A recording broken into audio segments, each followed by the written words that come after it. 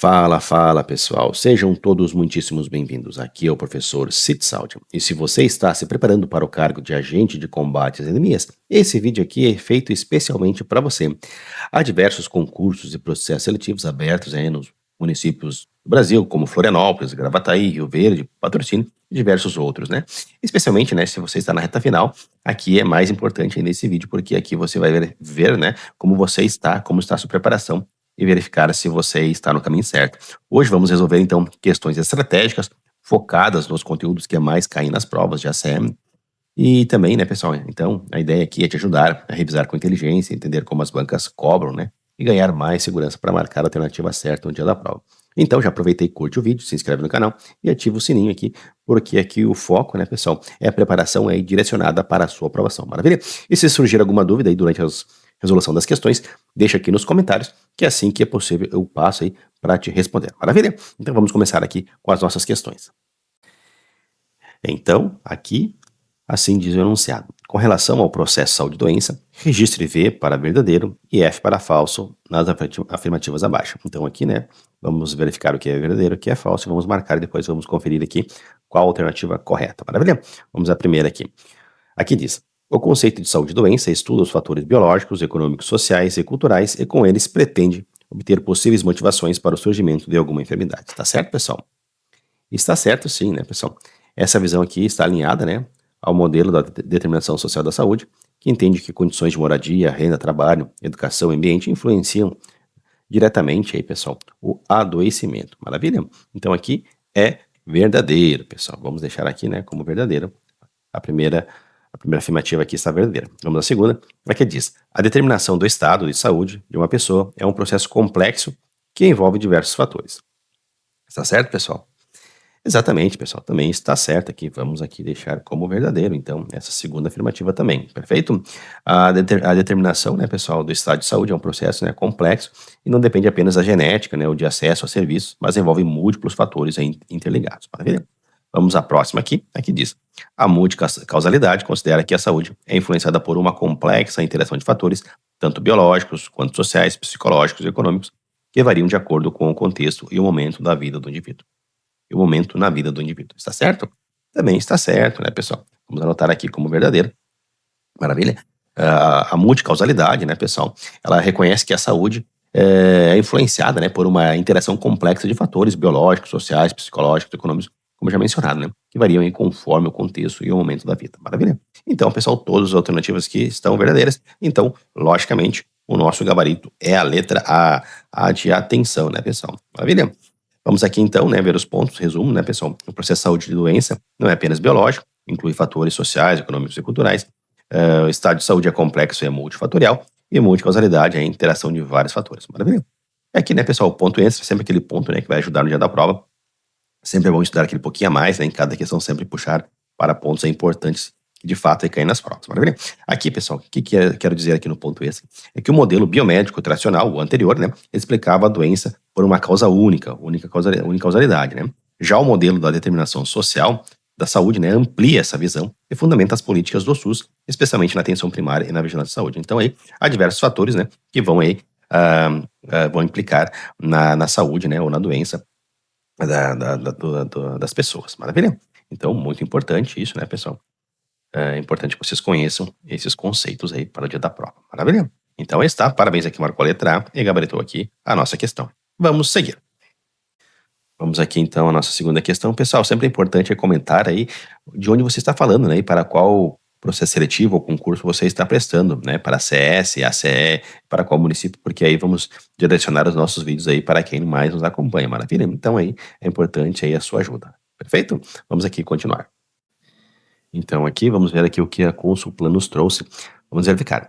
A atenção básica à saúde, a partir de seus atributos essenciais, presta cuidado ao indivíduo e à coletividade com medidas que visam modificar os chamados determinantes sociais da saúde. A cenário afirmativa que abrange os DSS, né, que são os determinantes sociais da saúde, com maior precisão. Então vamos lá, vamos à letra A. Há determinantes genéticos e biológicos, como as características hereditárias, que influenciam a predisposição às doenças crônicas. Só está incorreto, né? Determinantes genéticos e biológicos influenciam, né, o adoecimento, mas não representam os determinantes sociais da saúde, né? eles fazem aqui parte, né, pessoal, da dimensão biológica aí, não da dimensão social, né? Os determinantes genéticos e biológicos fazem parte da dimensão biológica, perfeito? Então está limitada aqui, a letra A está errada. Letra B, determinantes de comportamento e estilo de vida, como os hábitos pessoais relacionados à dieta, atividade física e ao uso do álcool e o tabaco. Pessoal, aqui também, né? Comportamento e estilo de vida são fatores importantes, mas isoladamente não representam o conceito mais amplo de DSS, né? Os hábitos individuais muitas vezes são influenciados por condições sociais como renda, escolaridade e ambiente. Então está limitada aqui, também descartamos a letra B. Letra C, determinantes de oferta e atendimento médico, como a qualidade, a integração e a disponibilidade do serviço de saúde e as tecnologias para diagnósticos e terapia. Pessoal, aqui também, né? Oferta e qualidade de serviços de saúde também aí impactam a saúde da população, mas são considerados determinantes relacionados ao sistema de saúde, não ao núcleo central do DSS, né? Então descartamos. Então sobrou apenas a letra D. Vamos verificar aqui. Determinantes sociais, econômicos e ambientais, como a educação, a renda, a moradia, o saneamento básico, o trabalho, o serviço de saúde, o ambiente social e a segurança. Exatamente, né, pessoal? Aqui já está bem amplo, né? Justamente como queremos aqui como alternativa correta. Os determinantes sociais, né, de saúde envolvem os fatores sociais, econômicos, ambientais, culturais, como educação, renda, moradia, saneamento, né, entre outros. Ou seja, né, são as condições estruturais da vida, né, em sociedade que influenciam diretamente o risco de adoecimento e a qualidade da vida, e não apenas um fator isolado. Então é um conjunto, né, pessoal? Justamente deve-se observar esses determinantes sociais da saúde, justamente, né, pessoal, para que se faça uma análise mais integral e correta da saúde da população, né, pessoal? Então aqui está o nosso gabarito, letra D. Vamos aqui, né, pessoal, apenas como resumo para a fixação, né? Então os determinantes sociais, né, são as condições que a saúde, que as pessoas vivem e trabalham, incluem renda, educação, moradia, saneamento e trabalho, explicam desigualdades e iniquidades em saúde, né? E são foco de atuação de atenção básica no território, né? E o ponto extra aqui, né, pessoal, o conceito de DCS, né, está ligado à ideia de equidade no SUS, ou seja, tratar desigualmente os desiguais significa aí priorizar territórios e populações expostas às piores condições sociais, reduzindo aí as iniquidades ou desigualdades em saúde. Maravilha? Então, um ponto importante aqui, né? É bom lembrar aqui que, embora aqui se refira apenas a desigualdades determinantes sociais da saúde, né, pessoal? Aqui, né, também dentro desse contexto aqui sociais, né, pessoal, deve-se interpretar de uma forma mais ampla, né? Incluir determinantes sociais, econômicos, ambientais, né, pessoal? E culturais também, entre outros, né, pessoal? É importante aí sempre ter uma visão mais ampla sobre esses determinantes sociais de saúde. Maravilha? Então, está. Gabarito letra D, de dado. Parabéns a quem gabaritou. Vamos seguir. Aqui então para a nossa próxima questão. Pessoal, aqui, mas antes de continuar, eu gostaria de convidar você a ter acesso aos nossos super materiais. Vou deixar aí abaixo na descrição do vídeo os links nos quais vocês podem ter acesso às nossas apostilas de conhecimentos específicos para a ACS e ACE, mapas mentais, os nossos super caderno de questões, né, conforme que está no edital de vocês, as nossas apostilas específicas e o nosso super curso, né, pessoal, online aí com os vídeos, né, que você aí vai ter acesso também aos resumos e outros pontos importantes aí que também disponibilizamos. Maravilha? Então fica a dica aí, né, pessoal? Não fique para trás aí, nossos materiais têm ajudado aí milhares de pessoas Brasil afora a alcançar os seus objetivos aí que tanto almejam, né, pessoal? Que é uma vaga, né, pessoal, para a ACS e a ACE. Maravilha? Então fica a nossa dica aí. Vamos aqui então, pessoal, a nossa questão que vai tratar sobre dengue, né? Vamos ver aqui o que a banca nos trouxe. Sobre a dengue, marque a alternativa correta, né? Vamos então aqui identificar a alternativa correta. Vamos à letra A. Letra A. A dengue é uma doença endêmica no Brasil e as formas graves da doença podem se manifestar como choque ou acúmulo de líquidos ou desconforto respiratório em função do severo extravasamento plasmático. Pessoal, já temos aqui a primeira afirmativa, o nosso gabarito, pessoal. Está correto aqui, né? Vamos anotar aqui que é o nosso gabarito de fato, né, pessoal?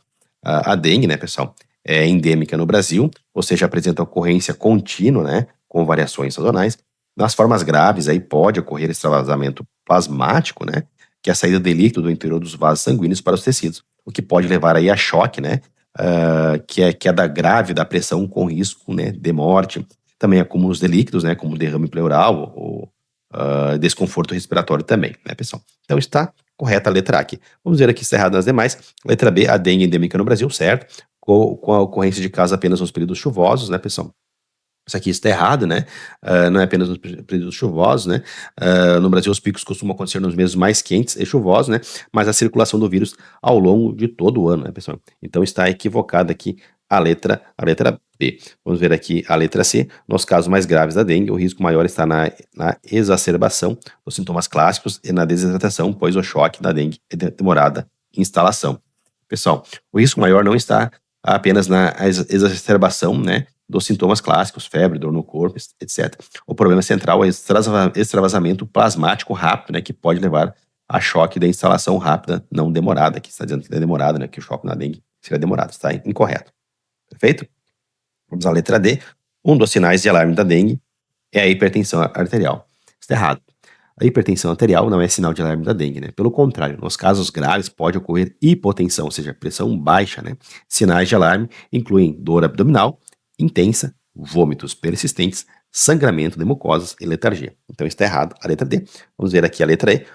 Um dos principais sintomas da dengue é a febre que geralmente não ultrapassa 38 graus, sendo uma febre persistente e baixa. Pessoal, a febre da dengue geralmente é alta, né? Frequentemente acima de 38 graus, né? Podendo ultrapassar 39, né? Não é caracterizada, né, por febre baixa e persistente. Então, descartamos a letra E. De fato, nosso gabarito aqui é a nossa letra A aqui de atenção. Maravilha? Vamos ver aqui pontos importantes sobre a dengue. A dengue é uma doença viral, né, transmitida pelo mosquito Aedes aegypti. Forma grave envolve extravasamento plasmático, como visto. Pode causar choque e acúmulo de líquidos. E sinais de alarme, né, pessoal, incluem dor abdominal intensa, vômitos persistentes. E o nosso ponto extra aqui, pessoal, importante, né, é que a queda da febre, quando começa a cair da febre, né, baixar a febre, pode coincidir com o início da fase crítica da dengue, né, momento em que o risco de choque aumenta. Por isso, a melhora aparente da febre não significa necessariamente melhora clínica. Então, aí, quando começa a baixar a febre, normalmente pode acontecer o choque, como visto aí, né, pessoal? Então, muita atenção nesses pontos aí, que é comumente cobrado nas provas. Maravilha? Então, parabéns a quem marcou a letra A e acertou a nossa questão. Vamos à próxima. Vamos então aqui a essa questão que trata sobre saneamento básico. A cenário alternativa aqui apresenta uma das medidas de saneamento básico relacionadas diretamente com a microdrenagem urbana. Então aqui uma questão que trata sobre a microdrenagem urbana especificamente, né, dentro do saneamento básico. Letra A, estruturas hidráulicas que substituem cursos da água naturais da região. Isso tem mais a ver, né, com macrodrenagem, né, que é o sistema de grandes canais, córregos canalizados e rios que escoam grandes volumes de água. Ou seja, aqui não estamos mais no nível da rua, do bairro, mas sim de estruturas maiores que fazem parte de um planejamento urbano mais amplo, né. Então não é microdrenagem, né, mas sim macrodrenagem. Letra B, implantação de coleta seletiva de resíduos orgânicos. Esse item se relaciona, né, ao manejo dos resíduos sólidos, outro eixo do saneamento básico que tem a ver com lixo seco, plásticos, vidros, papel, etc. Né? Embora seja muito importante, não tem relação direta com a microdrenagem, que é aqui o alvo da questão, perfeito? Descartamos a letra B. A letra C, guias, sarjetas, bueiros e galerias pluviais. Pessoal, aqui está nosso gabarito, né? Parabéns a quem marcou aqui a letra C de casa e gabaritou a questão. Essa alternativa aqui, então, né, está ligada, né, então, a microdrenagem urbana, guias, sarjetas, bueiros e galerias pluviais são esses os elementos que coletam, conduzem e escoam, né, as águas da chuva nas vias públicas, evitando alagamentos e danos ao pavimento. E tudo isso é pensado, né, em pequena escala, geralmente, né, dentro de bairros ou quadras. Aqui, guias e sarjetas, né, pessoal, ficam nas bordas das calçadas e ruas, direcionam a água da chuva, os bueiros, pontos de captação da água que está escoando, né, galerias pluviais aqui, dutos subterrâneos por onde essa água é conduzida até córregos ou rios. Parabéns, aqui marcou a letra C e gabaritou a questão. Letra D, vamos ver aqui o erro das demais. Desassoreamento dos rios urbanos, o assoreamento, né, o acúmulo de sedimentos no fundo dos rios, que reduz a profundidade e pode causar transbordamentos. Embora isso ajude, né, no controle de enchentes, essa ação aqui de desassoreamento, né, está ligada à macrodrenagem, né, e não à microdrenagem. Aqui estamos, de novo, né, no nível dos grandes cursos de água. Então aqui, descartamos a letra D. Letra E, incentivo fiscal à implementação e manutenção da arborização urbana. As árvores, né, pessoal, ajudam na infiltração da água da chuva, na sombra e na qualidade do ar. Contudo, né, isso não é uma infraestrutura de drenagem, né, direta. Tem efeitos indiretos sobre a drenagem, né, mas não é considerado parte do sistema de microdrenagem. Então, descartamos a letra E. Então, aqui apenas para resumir, né, pessoal, a microdrenagem urbana envolve o escoamento das águas pluviais em áreas pequenas, como ruas e calçadas, por meio de estruturas como sarjetas, bueiros e galerias pluviais. Ela é diferente da macrodrenagem, né, que cuida de grandes volumes de água em rios e canais. E também não se confunde com áreas como coleta de lixo, né, desassoreamento ou arborização urbana. Perfeito, pessoal? Então aí está, mais uma questão aqui gabaritada, né? Vamos seguindo. Vamos aqui à questão que vai tratar sobre epidemiologia. A epidemiologia atual é uma disciplina relativamente nova e usa métodos quantitativos para estudar a ocorrência de doença nas populações humanas e para definir estratégias de prevenção e controle. Pessoal, aqui, então a questão, né, ela vem aqui apresentar duas colunas, coluna 1 e coluna 2, e quer aqui que relacionemos então a coluna 1 com a coluna 2, né?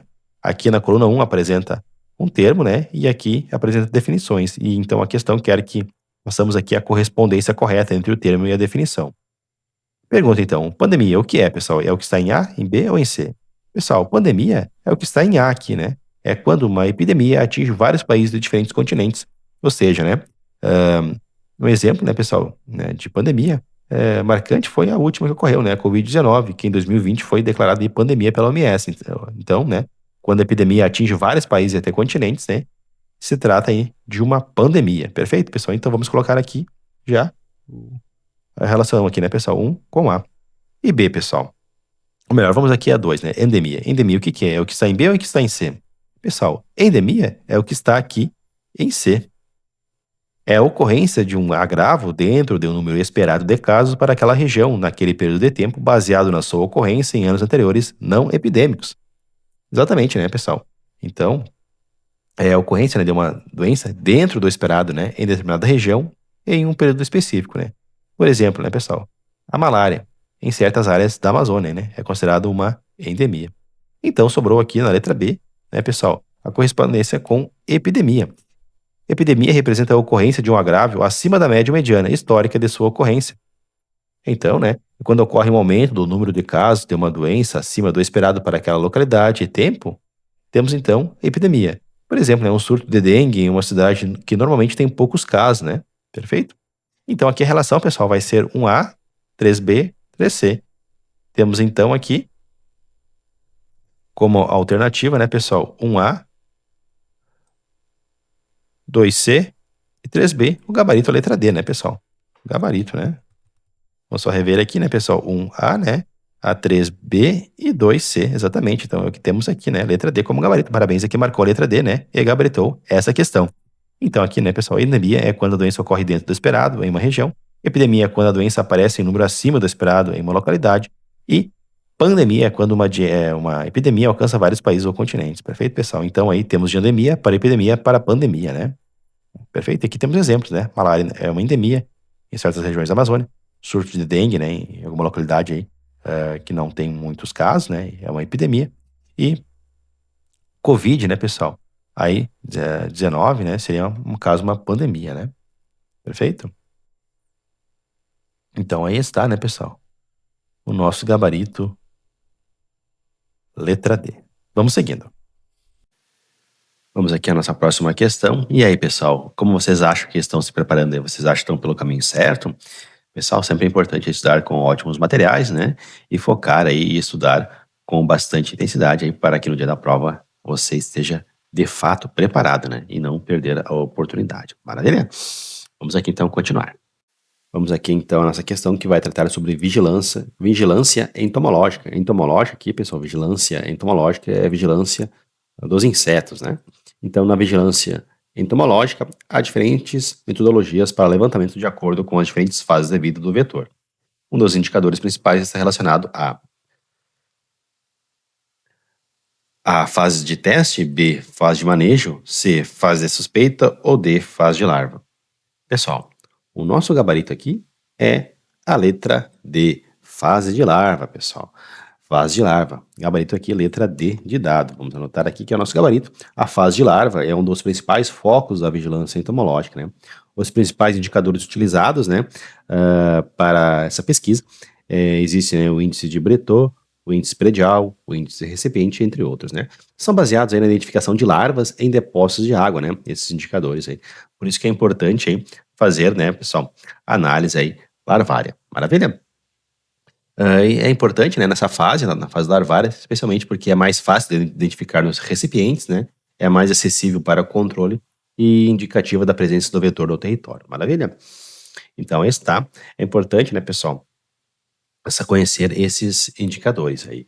Aqui vamos aqui para o resumo para fixação, né, na vigilância entomológica, então monitora a presença do vetor, né, principalmente em insetos, né, eh, a maior preocupação, a gente vamos dizer de forma mais genérica, mais geral aqui no país, né, é o mosquito, né, o inseto, o mosquito Aedes aegypti, né, pessoal.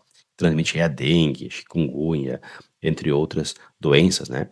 Eh, os indicadores principais, então, baseiam-se na fase larvária. As larvas são encontradas em recipientes, né, com água parada, e o controle eficaz atua antes da fase adulta, né, que é onde ocorre a transmissão das doenças. Maravilha? E aqui, pessoal, né, o ponto extra, então, aqui é mais, é o LIRA, né, que é o levantamento rápido de índices para Aedes aegypti. É a metodologia utilizada no Brasil para medir rapidamente, né, os índices larvários e classificar o risco de transmissão no município. Maravilha? Então, atenção aí nesse indicador aí, o LIRA, né, pessoal? Sabe aí que é utilizado aí como metodologia para indicar rapidamente, né, os índices larvários e classificar o risco, especialmente aí do Aedes aegypti. Maravilha? Então está, parabéns a quem marcou a letra D e gabaritou essa questão. Vamos à próxima. Vamos então aqui à nossa questão que vai tratar sobre arboviroses, né? Importante tema aqui, importante temática, né? As arboviroses aí são as doenças transmitidas por artrópodes, né? E especialmente aí no Brasil aqui, os mosquitos. Maravilha? Então vamos lá. Vamos à leitura aqui do enunciado. Sobre as arboviroses no Brasil, analise as afirmativas a seguir. Item 1. Então aqui, né, pessoal, vai ter 3 itens e depois vamos marcar aqui quais estão corretos. Vamos então ao item 1.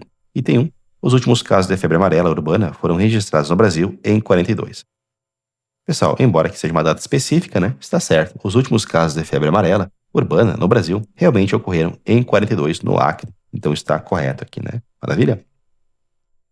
E desde então, né, pessoal, os casos de febre amarela aí têm sido aí na área silvestre, né, e não mais na área urbana, né?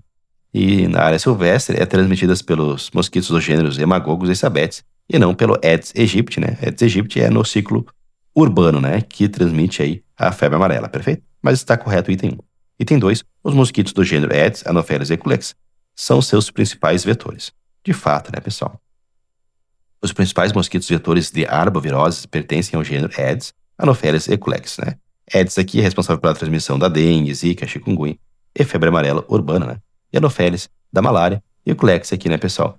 Transmite aí encefalite de San Luís, né, pessoal? E outras arboviroses aí, né? Perfeito? Mas está correto, então, que está no item 2 aqui. Item 3. O principal método para a prevenção e o controle da dengue é a vacinação.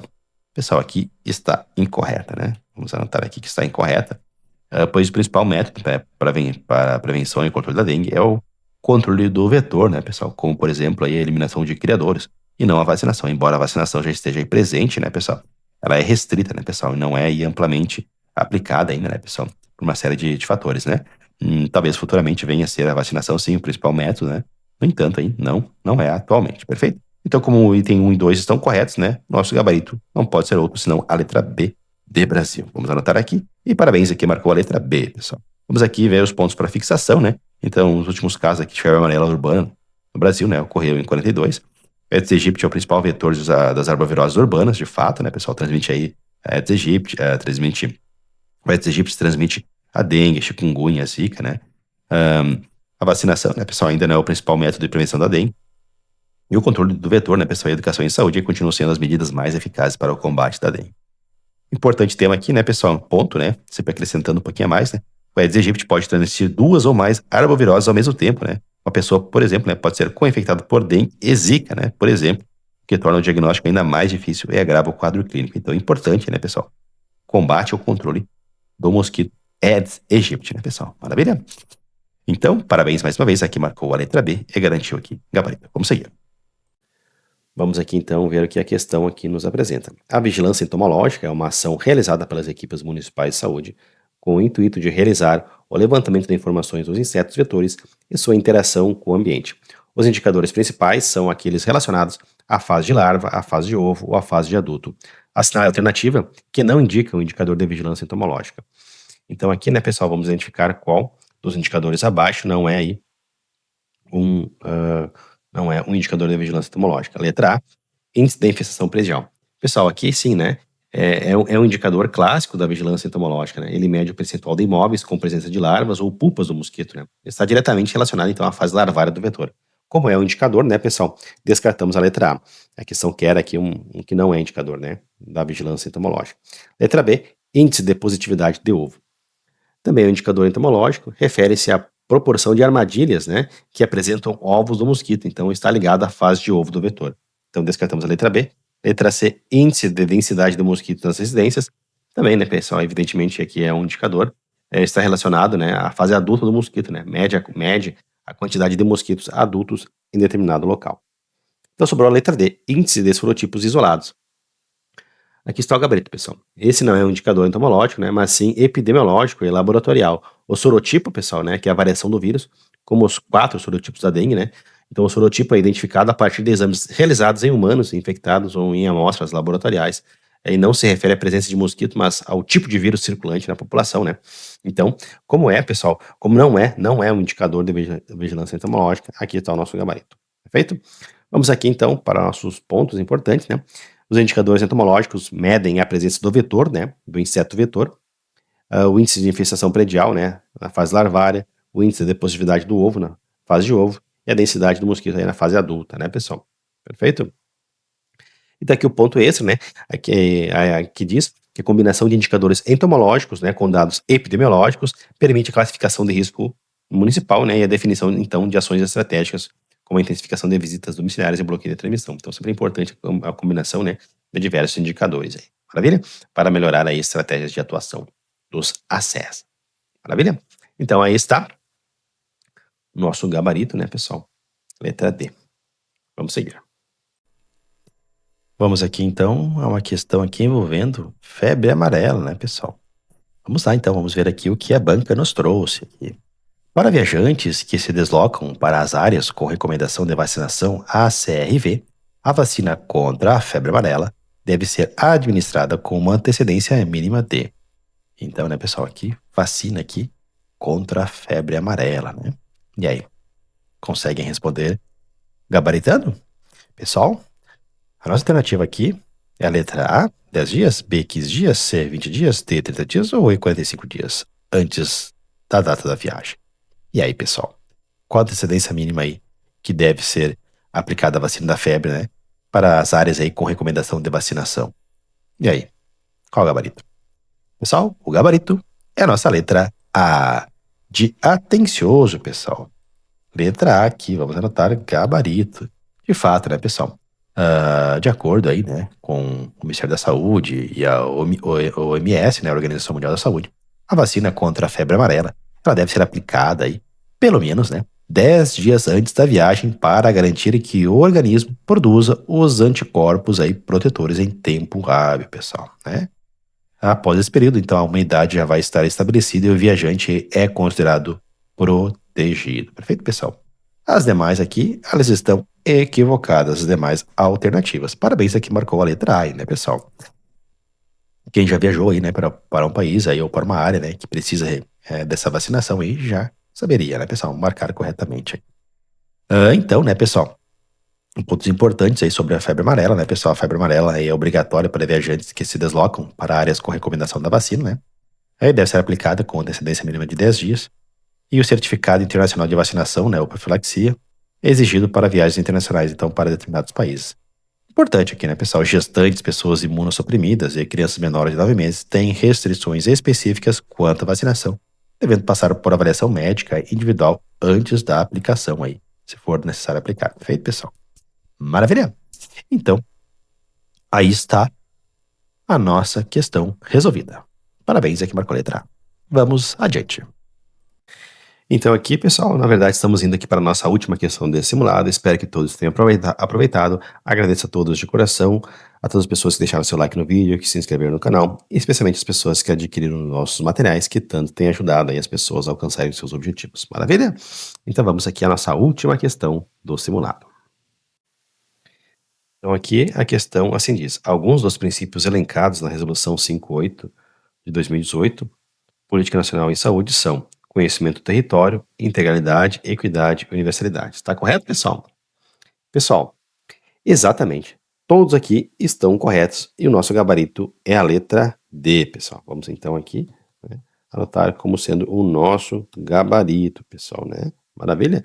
Conhecimento do território aqui, né, pessoal? Valoriza, né, o território como base para planejamento de ações. A integralidade, né? A integralidade é princípio estruturante do SUS e também orienta a vigilância sanitária, a vigilância em saúde, né, pessoal? Então, aí está na Política Nacional de Vigilância em Saúde. A equidade também, né, pessoal? Também é um princípio do SUS, né, e está incorporada também na PNVS, né, na Política Nacional de Vigilância em Saúde. E a 4 aqui, universalidade, né, pessoal, vigilância em saúde é direito de todos e deve, né, abranger toda a população sem discriminação, seguindo o princípio constitucional da universalidade. Todos estão corretos aqui, né, pessoal? Então, a PNVS, né, orienta a vigilância em saúde no SUS, baseia-se no território, né, como espaço de atuação, segue os princípios da universalidade, integralidade e equidade, né, do SUS, né, e articula a vigilância com promoção e assistência. A PNVS, né, pessoal, reforça que a vigilância em saúde deve atuar de forma integrada à atenção primária, superando a separação histórica entre vigilância e assistência, né? Um tema bastante cobrado em provas atuais. Maravilha? Então, pessoal, tema importante aqui na Resolução 588, caído bastante nos concursos aí, processos seletivos, né, para a CE e ACS, então vale a pena estudar esta resolução. Maravilha? Então, chegamos ao fim de nosso simulado. Espero que todos tenham aproveitado. Agradeço por terem me acompanhado até aqui. Continue estudando com bastante intensidade. Sigam os seus sonhos, pessoal. Continue estudando, que vocês vão chegar lá. Sucesso é logo ali. Maravilha? Então, até logo. Fiquem todos com Deus e até a próxima.